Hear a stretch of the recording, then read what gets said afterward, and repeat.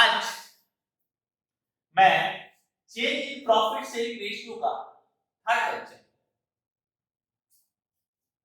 इसका बेस है accounting treatment of accumulated profit and reserve.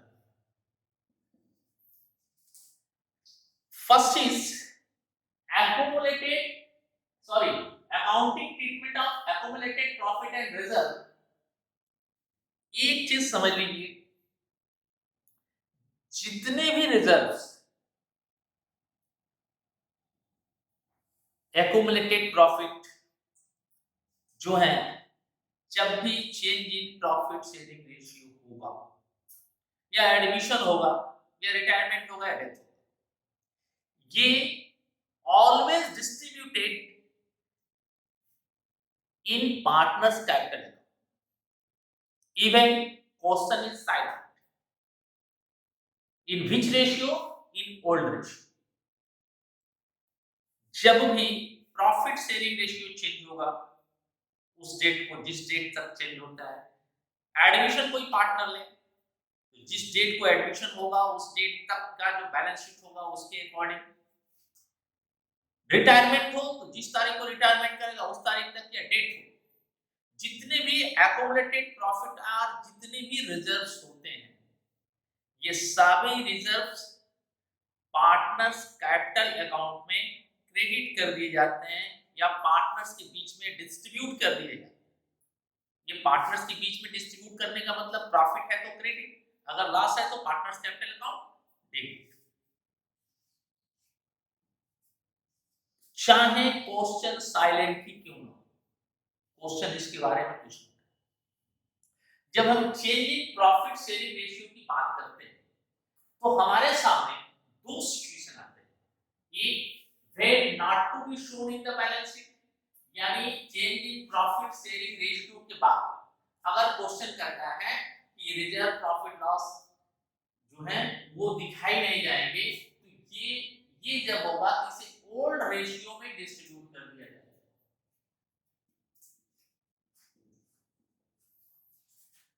और जब क्वेश्चन क्या है when show in the new value balance, यानी नया बैलेंस शीट उसे शो करना पड़ेगा, तो ये सैक्रिफाइस रेशियो और एंड गेनिंग रेशियो, इस रेशियो से इसका इफेक्ट केवल पार्टनर्स कैपिटल अकाउंट में लिया जाएगा। यानी किसी पार्टनर्स का जो पार्टनर्स गेन करेगा उसका कैपिटल अकाउंट डेबिट उतने रेशियो से जितना गेन करेगा उतना ही कोई सैक्रिफाई करेगा, उस सैक्रिफाई रेशियो से उसका कैपिटल अकाउंट क्रेडिट किया जाएगा और बैलेंस शीट में एज इट इज जो प्रीवियस बैलेंस शीट में है उसी तरह से सारे फिगर दिखाए जाएंगे। अब यहां पे जितने भी रिजर्व प्रॉफिट इन्वेस्टमेंट है ये सब आपको दिखाई दिए जाएंगे।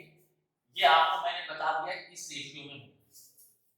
अब इसमें कुछ चीजों को ध्यान रख लीजिए, बहुत इंपॉर्टेंट है। पहला, all accumulated profit and each and every type of result to be distributed in between the partners if question is silent, nothing is इस सिचुएशन में भी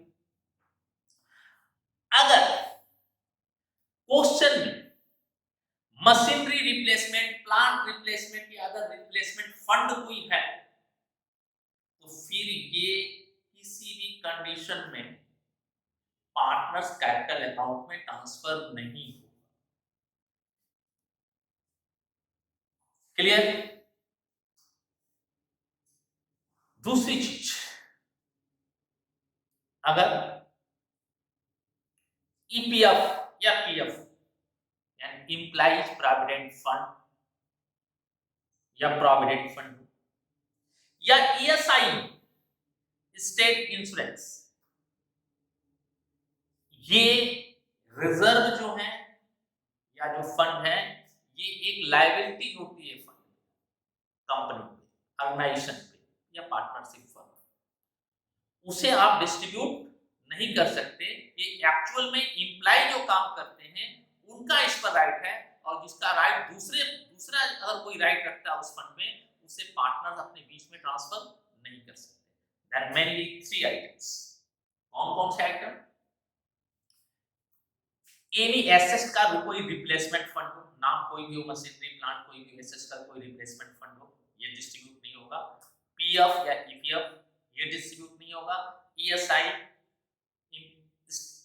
स्टेट इम्प्लाई इंश्योरेंस, ये डिस्ट्रीब्यूट। इसके बाद दो चीजें हो गई, दो और इंपॉर्टेंट चीजें हैं जो क्वेश्चन आपके सामने यहां पर रखते हैं। एक है वर्कमैन कंपनसेशन रिजर्व और दूसरा है इन्वेस्टमेंट फंड। अब वर्कमैन कंपनसेशन रिजर्व जो होता है ये एक्चुअल में आउट ऑफ प्रॉफिट क्रिएट किया जाता है। इसके लिए कोई एक्सीडेंटल केस हुआ, उसका कंपनसेशन देने के लिए, वर्कर को कंपनसेशन देने के लिए इसका फंड क्रिएट किया जाता है। और जब भी कोई ऐसा क्लेम ऑर्गेनाइजेशन पे आता है तो वर्कमैन कंपनसेशन फंड से उस क्लेम का कंपनसेट किया जाता है, क्षतिपूर्ति की। दूसरा है investment fluctuation reserve. Investment fluctuation reserve क्या है? कोई भी अमाउंट अगर ऑर्गेनाइजेशन ने या फर्म ने या कंपनी ने कहीं पर इन्वेस्ट किया हो, शेयर, डिवेंचर हो किसी, और जो वो कहीं पर इन्वेस्ट किया है उसकी वैल्यू डिक्रीज भी हो सकती है, इंक्रीज भी हो सकती है। तो उसकी वैल्यू डिक्रीज होने के कारण फर्म को कोई नुकसान न हो, इसके लिए आउट ऑफ प्रॉफिट एक फंड क्रिएट किया जाता है जिसका नाम होता है इन्वेस्टमेंट फ्लक्चुएशन रिजर्व। अब ये जो रिजर्व है, ये रिजर्व या वर्कमैन कंपनसेशन रिजर्व जिस डेट को प्रॉफिट शेयरिंग रेशियो चेंज होता है, या जिस डेट को एडमिशन होता है, जिस डेट को रिटायरमेंट, उस डेट तक अगर इसकी कोई लायबिलिटीज है वर्कमैन कंपनसेशन की, तो वह जो वर्कमैन कंपनसेशन रिजर्व है उतना अमाउंट डिस्ट्रीब्यूट नहीं किया जाएगा। और इस तरह के वर्कमैन में 4 सिचुएशन आते हैं और इसमें 5 सिचुएशन आते हैं। अब कोई भी सिचुएशन आपके सामने आ सकता है, उस सिचुएशन की एक एक एंट्री मैं करके दिखा रहा हूं।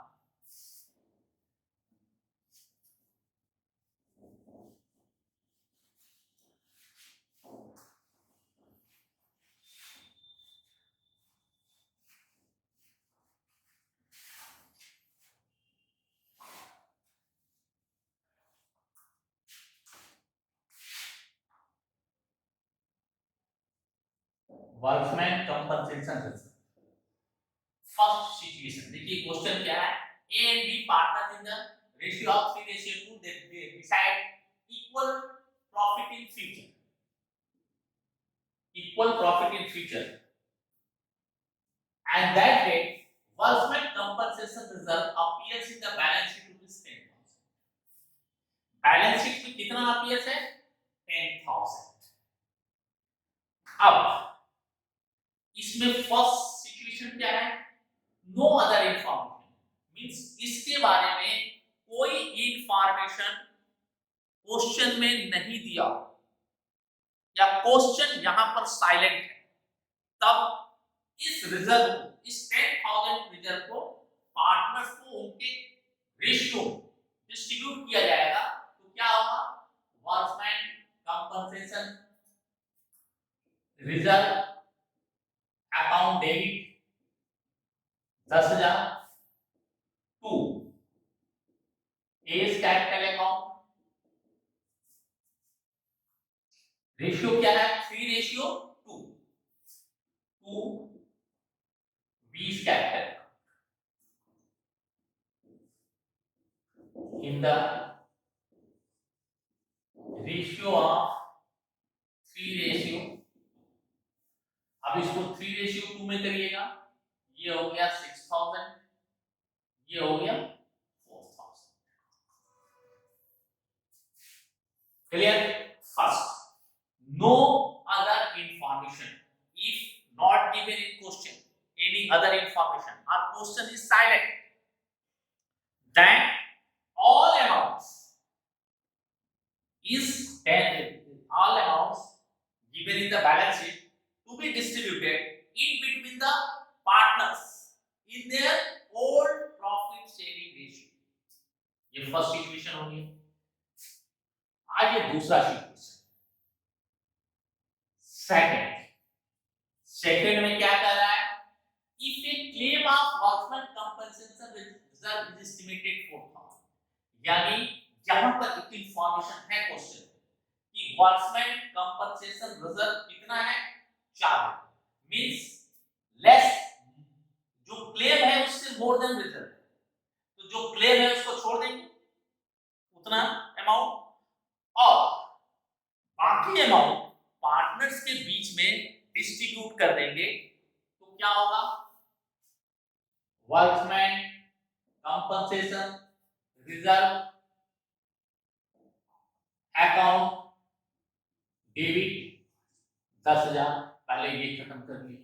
कितनी लायबिलिटी है हमारी? 4000। To provision for workman compensation reserve 4, यानी 10,000 में से 4,000 देना है। एक्सेस कितना होगा? 6,000 रुपया जो एक्स्ट्रा है, ये 6,000 रुपया डिस्ट्रीब्यूट किया जाएगा पार्टनर्स को इनके ओल्ड रेशियो। एंट्री क्या हो? 2 as capital account, 2 B's capital account, 3:2, rupees 10,000 minus 4,000 equal to 6,000। जब 3:2 में करिएगा, एक आएगा 3,600, दूसरा आएगा 2,040। ये सिचुएशन नंबर 2, ये सिचुएशन, ये एंट्री पास। अब आइए third situation, if workman compensation reserve estimated 10,000, ये देखिए कोई इंफॉर्मेशन नहीं, लेस देन वैल्यू है, यानी 10,000 से कम वैल्यू है, तो जितना वैल्यू रिजर्व है उसको रिजर्व में ट्रांसफर कर दिए, बाकी अमाउंट ट्रांसफर कर दिए। यहां 10,000 देना ही है और 10,000 वर्कमैन कंपनसेशन रिजर्व है, तो इस सिचुएशन में क्या होगा?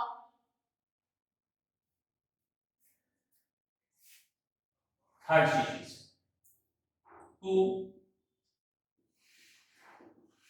Provision for workman compensation reserve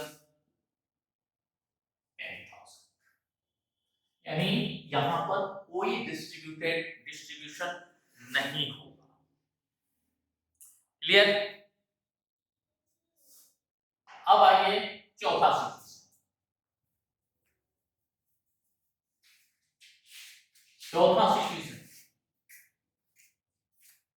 workman compensation reserve account debit 10,000 to provision for workman compensation reserve 12,000। अब देखिए आपके पास कितना पैसा है? 10,000 है, लेकिन पेमेंट कितना करना है? 12, तो 2,000 रुपया चला जाएगा रीवैल्यूएशन अकाउंट डेबिट 2,000। अब ये 2,000 रुपया ट्रांसफर कहां होगा? Partners capital account. ये क्या दूसरी एंट्री होगी इसकी?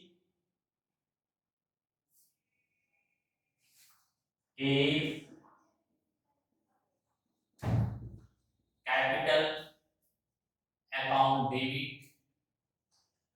Is capital account debit to revaluation account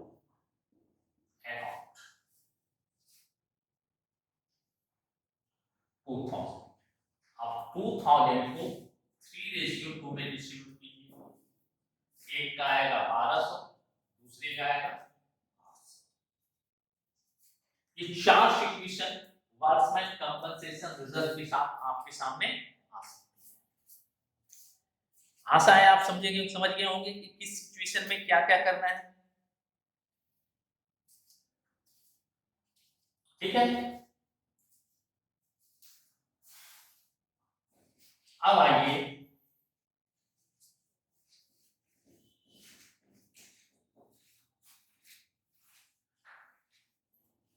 investment fluctuation reserve.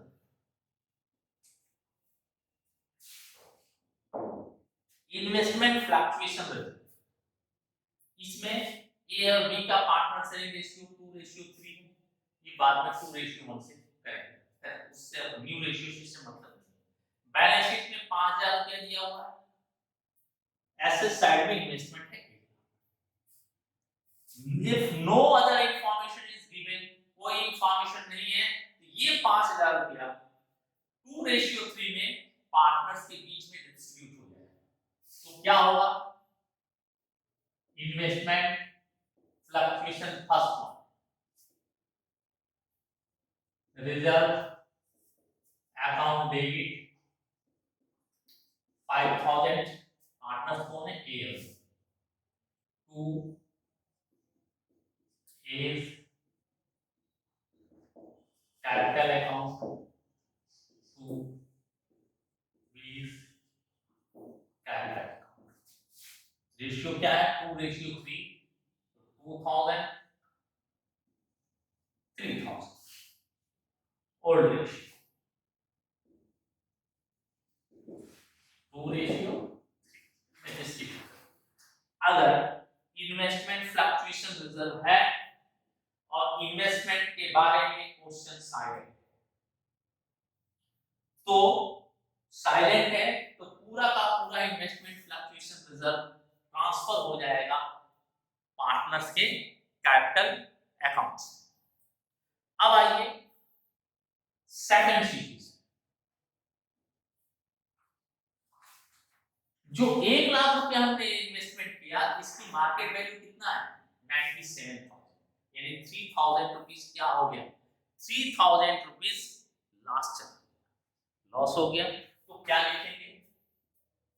Investment fluctuation reserve account debit 5,000, पहले तो 5,000 को खत्म करेंगे। नुकसान कितना होगा? 1,00,000 माइनस 97,000, 3,000, ये नुकसान हुआ। इसे 3,000 को इसमें 5,000 रुपये में से 3,000 is transfer to B investment है, टू इन्वेस्टमेंट अकाउंट 3,000। 5,000 में फंड क्रिएट किया था, उसमें से 3,000 नुकसान हो गया जो इन्वेस्टमेंट अकाउंट में ट्रांसफर कर दिया। अभी एक्सेस अमाउंट कितना बचा है? 2,000। 2,000 के कहां चला जाएगा? is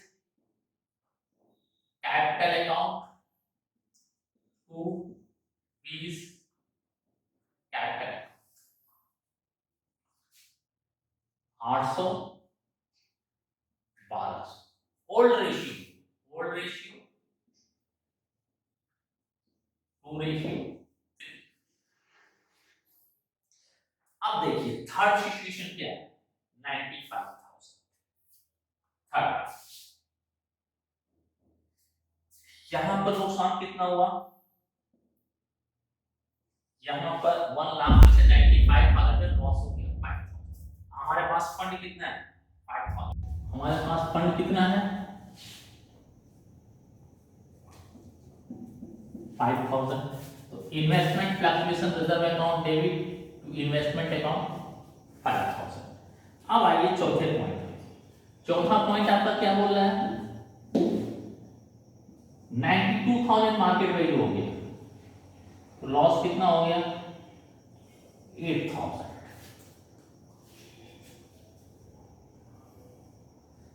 8,000 हमारे पास फंड कितना है? केवल 5,000 है। ये क्या हो गया? Fourth equation, investment fluctuation reserve account debit 5,000, revaluation account debit 3,000,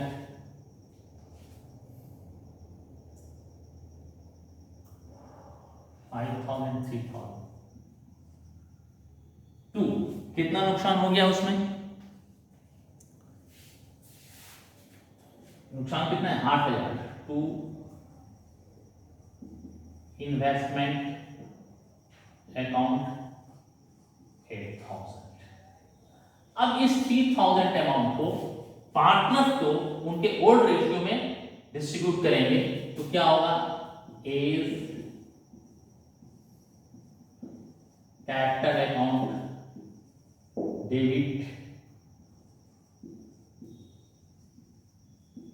capital account debit to revaluation accounts 3,000। इनका रेशियो क्या है? Old ratio 2:3, 1,200, 1,800।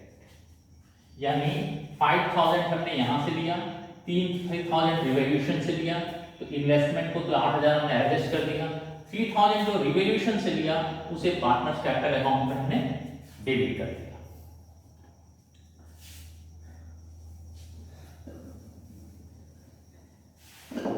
अब आइए लास्ट सिचुएशन, पांचवें में देखिए, इन्वेस्टमेंट की वैल्यू इंक्रीज कर जाएगी। कितने से? 10,000 से। तो 10,000 ये, अब प्लस 5,000 15,000। तो इसको कैसे करेंगे? Investment fluctuation reserve account debit 5,000 to A's capital account to B's capital 2,000 और 3,000। अब इसके बाद हमें प्रॉफिट कितना होगा? हमें प्रॉफिट हो गया 10,000। 10,000 रुपया प्रॉफिट हो गया, तो क्या करेंगे? Investment account debit to revaluation account. कहां से आया? 1,10,000 मार्केट प्राइस है और इन्वेस्टमेंट है कितना हमारा? 1,00,000। एक्सेस कितना हो गया हमारे पास? 10,000। ये प्लस हो गया, ये प्लस पार्टनर्स को मिलेगा 10,000, 10,000। फिर क्या होगा? Third entry, revaluation account debit to 10,000। ये 10,000 आ जाएगा, A capital to piece capital 4,000, 6,000 old ratio 2:3। ये समझ में आया? ये 5 इसके पॉइंट्स हैं क्वेश्चन। और मैंने हर जगह वर्कमैन कंपनसेशन रिजर्व में भी और क्या नाम है इन्वेस्टमेंट फ्लक्चुएशन रिजर्व में भी हमने हर जगह कैपिटल अकाउंट का यूज किया है। अगर पार्टनर्स का फिक्स कैपिटल है तो जहां जहां कैपिटल अकाउंट होगा वहां वहां current capital account word use करना पड़ेगा। एक और क्वेश्चन,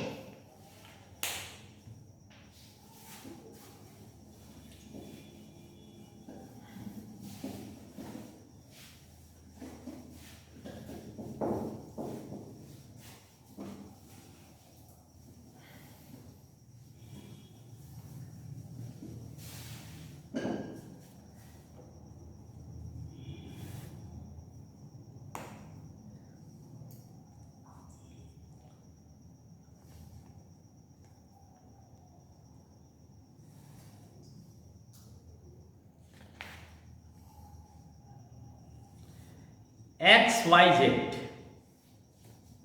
क्वेश्चन लिखिए, X Y and Z partner in the firm in the ratio of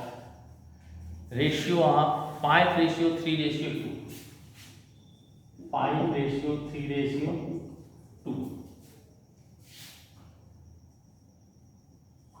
After changing,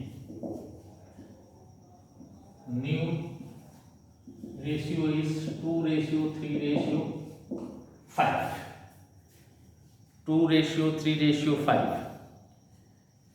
अब इस दिन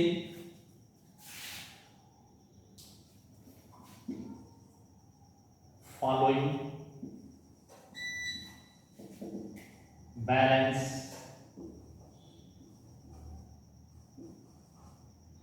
appear in balance sheet. Profit and loss accounts 24,000. एक तो और लिख लीजिए, एडवर्टाइजमेंट सस्पेंस अकाउंट 12,000. अब देखिए इसका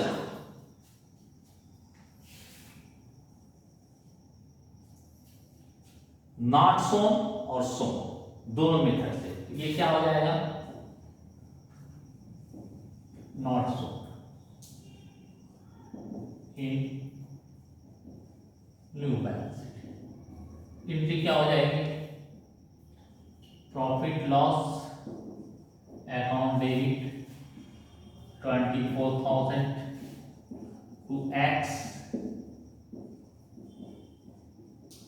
capital account to Y's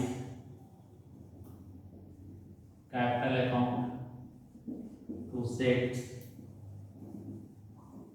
capital account. Old ratio क्या है, 2:3:5, सॉरी 5:3:2.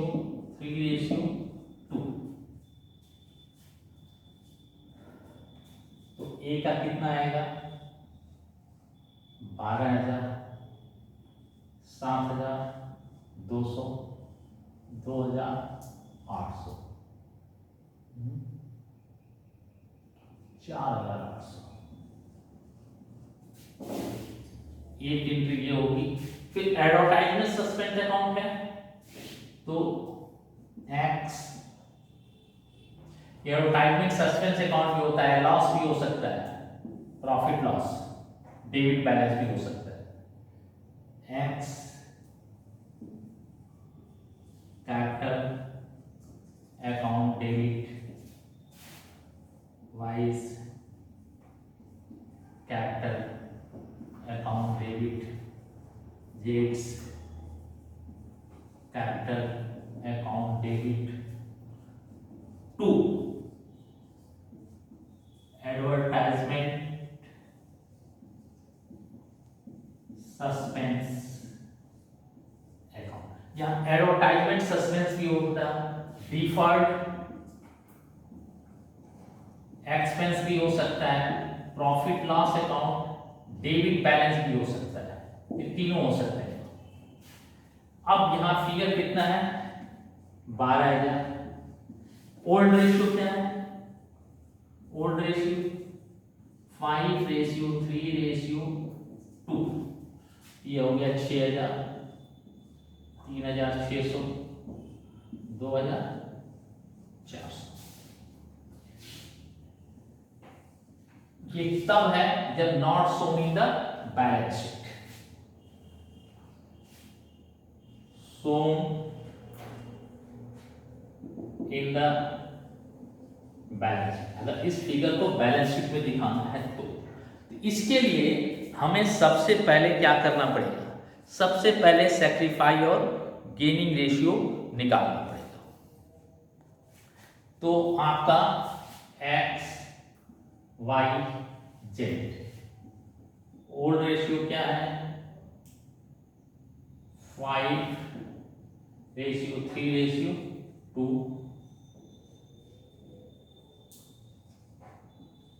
न्यू रेशियो क्या है 2:3:5। अब इसमें क्या हुआ कि ये देखिए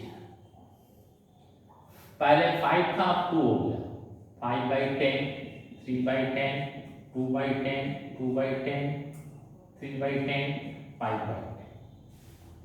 ये सेक्रीफाई कर रहा है कितना 3/10, इसमें कुछ नहीं है। ये गेन कितना कर रहा है 3/10, ये सेक्रीफाई कर रहा है,